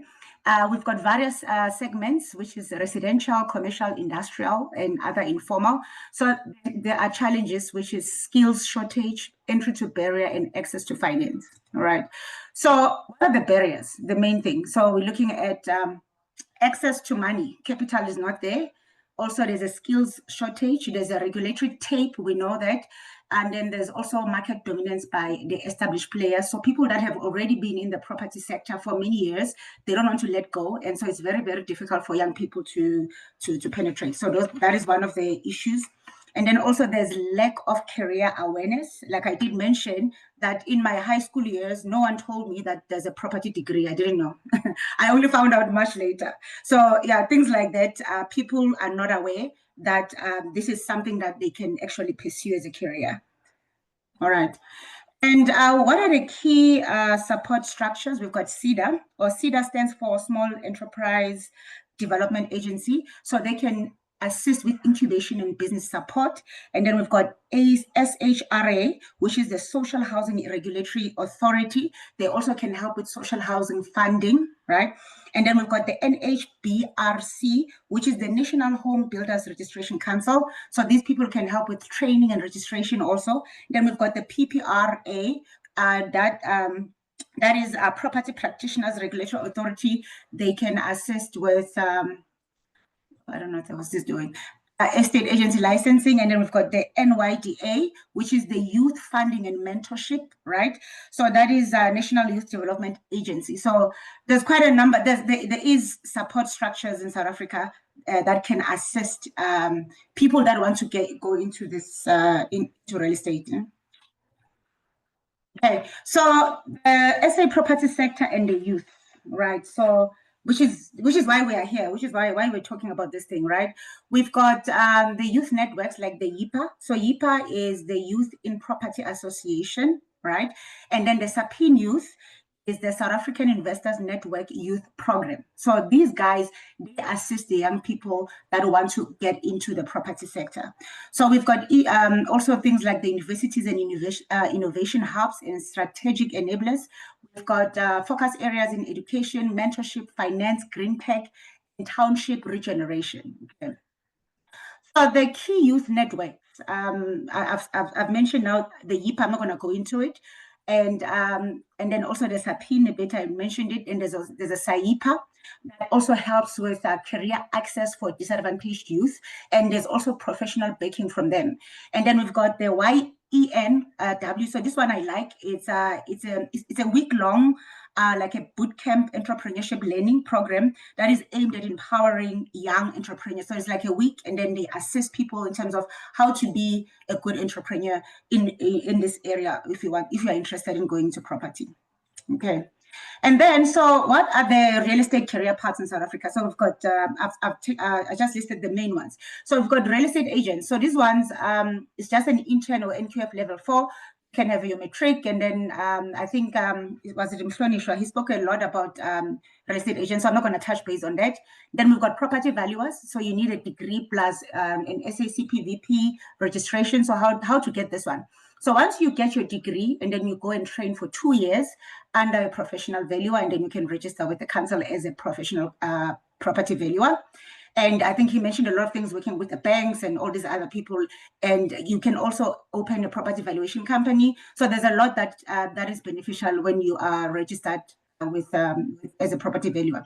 Then there's also property managers, a diploma plus experience, and then there's facilities managers where you can, and then with an NQF level 5, and then there's affordable housing consultant, so there's another qualification there.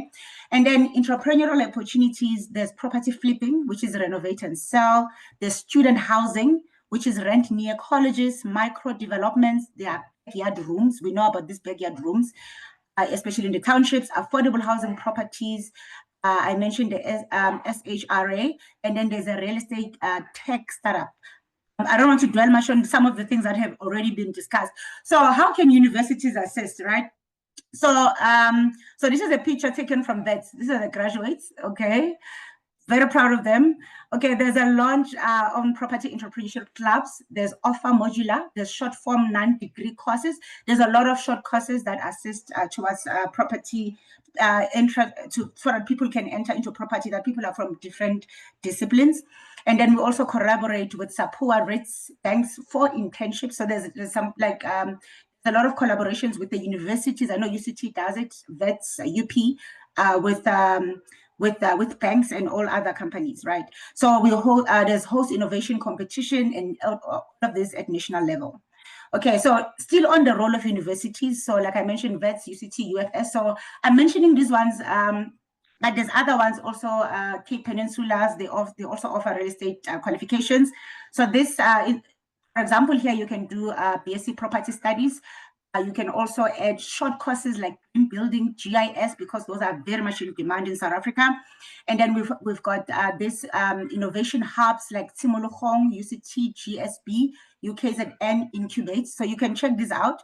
And then there's university-led accelerators, which link students to urban regeneration and prop tech. And we have worked on our curriculums a lot as universities. We've included green buildings, prop tech, investment literacy. There's quite a number of things that have changed. So for entrepreneurship, so these are some of the things that you can do. Township housing, right? Green building, student housing, Airbnb, short lets, real estate agents, prop tech, facilities management, urban renewal, co-living models, so forth. There's the list is endless. So okay, because of time, I can't go into all of them. Okay, so in terms of the youth, what is it? Okay, you need to embrace prop tech, South Africa. So there's digital tools for property sales management and leasing. So we are digitizing a lot of things now. There's also skills in GIS mapping. So this skill, like I said, is very scarce, and a lot of companies everywhere they are looking for GIS people. I remember when I was still at McDonald's, it was very difficult to get GIS specialists. Yes. So there's VR property tours, there's AI-based valuations, there's drone imaging, and we explore prop tech hub, and there's Dimensions Capital. So how do you build a brand? Like especially, I know a lot of young people, you've got TikTok, right? So you can use your social media, your TikTok to build a brand, to be known, YouTube, LinkedIn, ensure that you've got a LinkedIn account with all your details so that you are known, they know that who you are and what you are interested in and all of that, right? Network as much as possible. And then you share market insights, listing, investment tips, and build trust. You need to build trust with your audience, whoever is going to be listening to you, especially the young people. We know they love social media. And then there's also this thing of personal branding. Remember, you are your own brand. And then you develop networks. So how do we develop networks? There's this SAIBPP, and then there's also the real estate investment seminar. So you can attend, there's various seminars we have in South Africa. There's also this shopping center one that is always coming up. There's a variety of seminars that are out there. Okay, the future trends, right? With future trends, like I said, township economy. There is some township economy that is booming, investing in and formalizing township rental stock, right? Some people prefer to rent in a township, especially when we know that with urbanization, a lot of people come from the villages in South Africa and they are working in the cities like, the Ekurhuleni, the Pretoria, the Tshwanes, and what's the other one? Val. So people are moving from villages to come into the township. So there's this township economy that is booming. And then also green and climate resilience building. We've seen what has happened we've got a climate problem in South Africa. what happened in the Eastern Cape with the floods, you know, and we've seen the issue of floods with KZN as well, and climate change. So people are looking at how do we ensure that our buildings are climate resilient. So there's a paper I was busy on, it's called the Climate Resilience Index. So with the Climate Resilience Index, you build buildings that can, you know, withstand climate change, that do not, you know, have issues, because it's very costly down the line. Okay, so there's also smart cities, IoT in real estate. So smart cities, we know about smart cities. There's a smart city in Waterfall, and there's many other projects. There's another one, people in South Africa would know, Lanseria. There's one in Lanseria Smart. So, and they are using this IoT. So what is IoT? IoT it refers to the smart devices connected to the internet that collect, send, and act on data. So in property, this technology is used to create smart buildings, all right, and improve efficiency, safety, and comfort, because we've got a crime issue also in South Africa. People know there's a crime problem. So as we know, a lot of people prefer to live in estates. So now when these smart buildings are coming in that can detect criminals, and, you know, buildings are well maintained and all of that. So people are looking into going into smart cities. I know there's a new one. There's a new project that I'm busy with right now in Pretoria, Waterkloof, in Pretoria East. People who know, they'll know. And then also future trends, we're looking at build to rent, micro housing models for young professionals and students. And then also we're looking at blockchain in land registration. So promising more secure transactions, all right? So we know that there are policies and, you know, that are in place that can delay certain things. We know there's tax or grant support for the green youth housing, which we are grateful for. And also we're looking at maybe things like zoning. We know zoning can take time. I know it depends on the type of developments you're doing. Sometimes certain developments you can wait for zoning. The minimum we should wait is 6 months, but it can happen that you're still waiting 12 months later. You haven't gotten the right zoning for that particular development you want to do. So, and there's simplifying zoning, municipal approvals, we need that. We know we still have a backlog there in South Africa in terms of zoning and stuff. And then fund youth property innovation through grants. I've spoken a lot about the grants, all those other guys that are involved in assisting. And then there's scale successful programs like SAPIN and TUHE partnerships. All right, so now in closing, so youth property entrepreneurship can drive transformation, which is what we need in this country, transformation. And then networks, universities, and industries must collaborate. So there's, I'm not saying we are where we want to be, but this has already started, where there's networks with universities and industries where we are working together to assist the young people. And then the focus is on skills, right? People getting the right skills, so that we match the skills that they get at university with the skills that they, you know, they'll be serving in the industry. And then funding, sustainability, and access. So let's unlock, like, the next generations of real estate leaders. I think, yeah, we do have here. Yeah. All right. Okay. Thank you. Thank you very much. We're very exact on time. Thank you very much, Doctor. And I would like to take this moment and thank my participants who have been with us for the past 2 hours. My fellow speakers that have shared quite a lot of things. I think I've missed messages on the chat because my network had interruptions. So I would humbly request that we have 10 minutes. Maybe if by the show of hands, then I can start taking questions. I'll try and recap from my other colleagues so that the questions that are on the chat box, I don't miss them. But please, colleagues, maybe for starters, I can just start with a few questions. Then I'll open the floor for you guys to answer the question. I'll just go with one and then open the floor. You can raise your hand, and then I will acknowledge you, and then we'll use the that order. You, Doctor, you've just touched on a very important topic, transformation. And I firmly believe that it's a buzzword now. Everyone speaks of transformation. Everyone speaks of transformation. And for the past 8 years, since we've been in democracy, we haven't seen much. How do you think young people can be accommodated in real estate? And how can we make sure that the exercise of transformation is effective? That's just my question, so that I can allow others to ask questions. Colleagues, I don't see any hands. Do we have any questions, colleagues? Please do ask. Raise your hand. Let me acknowledge you so that I can open the floor. And to my dear panelists, just note down your questions, and I'll give you a chance to answer your question with the same sequence we use when we're speaking. Thank you. Is there any hand?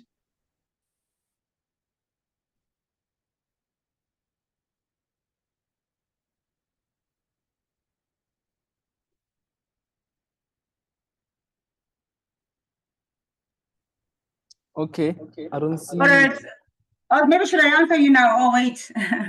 Okay, maybe let's wait. I'm okay, going let's to wait. check, All right. I'm going to the chat box just to check the questions. Okay, the first question. Okay, the first question was that it was to the Dr. James. Was to Dr. James. Okay. Okay, so I think it's just technical glitches. Oh, I see a question here. Yeah, question from Sean Makabela. I hope I pronounced that well. Mr. Sean Makabela, Mr. Kunene, a question for you with regards to the education sector of the LIBERTALIA group for VEC work. Do you only consider varsity students in real estate only?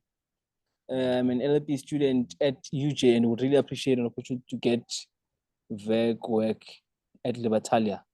Okay, the question that I saw here is for Mr. Kunene. Okay, over to you, Mr. Kunene.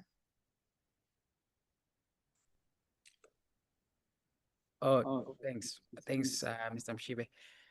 To the question posed from Sean, to be honest, the LIBERTALIA group only focuses on real estate, right? But I think we do work with a lot of so okay, before maybe let's engage quickly. Before I answer that, are you starting to be a conveyancer after you're done with your degree, or are you just in the legal space, corporate?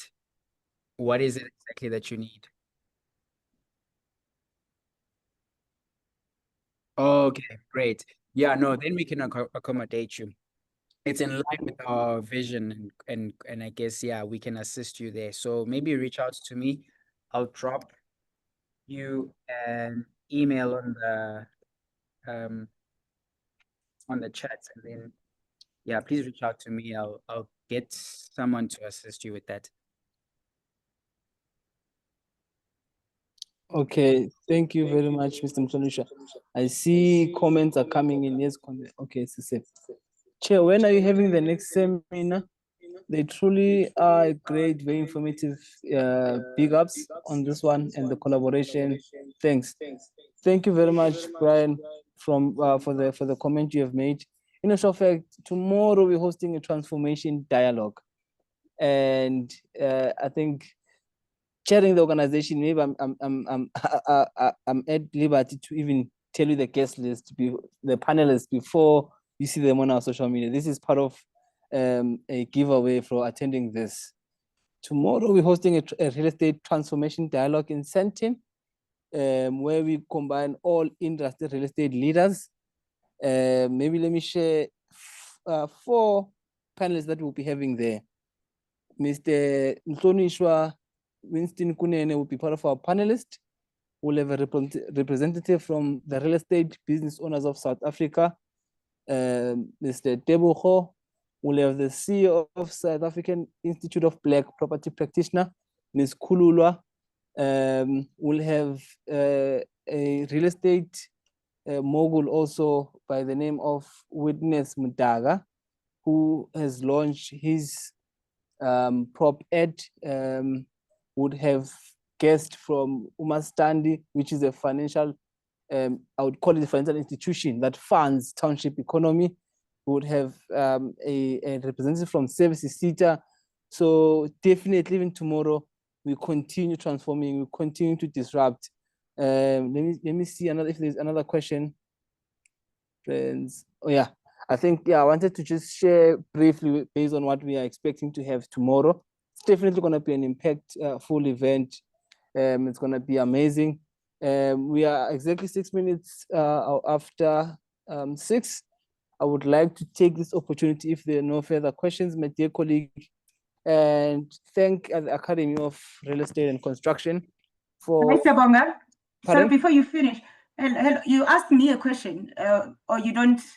Okay, no, I thought you answered. Okay, fine. You can, No, I didn't answer. No, I was waiting for you to come back because you were reading the ones on the chat box.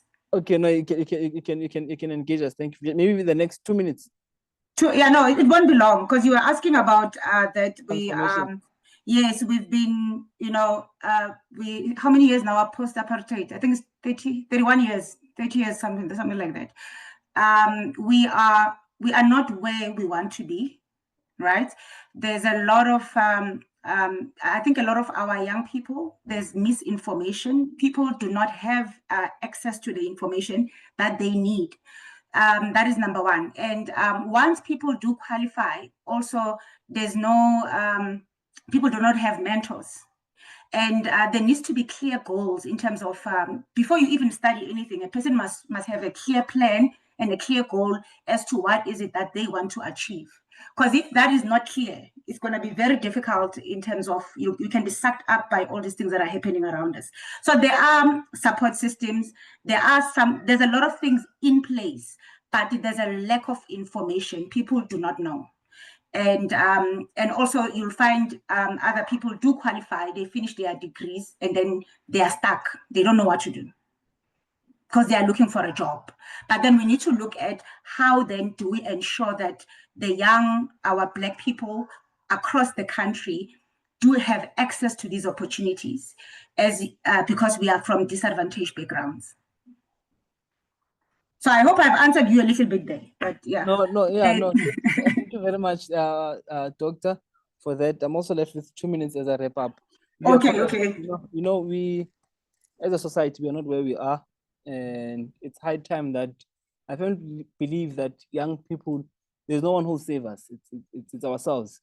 Hence is why there was a formation of an organization called South African Youth in Property Association to try and advance this transformation from a policy point of view, advocacy, information sharing. I think one of the first things we have done as an organization was to build a platform of information in library.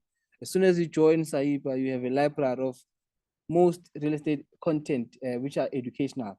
So my dear colleagues, without any further ado, I would like to take this opportunity and thank CRE, being the Academy of Real Estate and Construction, for having to convene this session for us, and in partnership with the South African Institute of Property Practitioners and SAIPA, South African Youth in Property Association. In my closing remark, I firmly believe that transformation needs collaboration. There is no individual superstar in transformation. And together, I know we can do more. We are a living testament of what happens when we come together. I would like to invite you, my dear guest panelists, to our session tomorrow. Come and witness a historical moment where young people gather and be robust in this transformation discussion. Not only that, but they pave ways in which we fast track this transformation journey. Without any further waste of time, thank you, my dear colleagues. We have reached to the final stage of our 3 days webinar. To those that have joined us for the past 3 days, we really appreciate you guys. This webinar wouldn't be a success if you were not there. And I hope that we will work together next year and do a tour, a physical workshop whereby we visit our African countries. We do this kind of session because it is informative. And surely, the more we preach the gospel of transformation, we are closer to the destination. Thank you, my colleagues.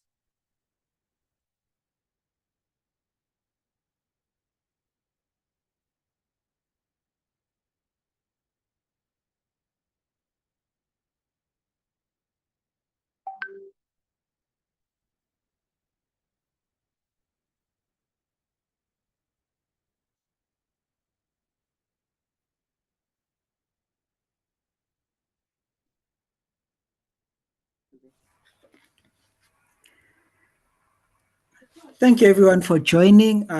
May you all have a pleasant evening, wherever where you are. Thank you very much for your contribution today.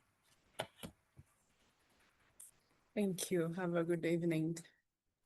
Likewise. Cheers. All right, guys. Thank you. Bye. Okay, bye, everyone. Bye-bye. Bye.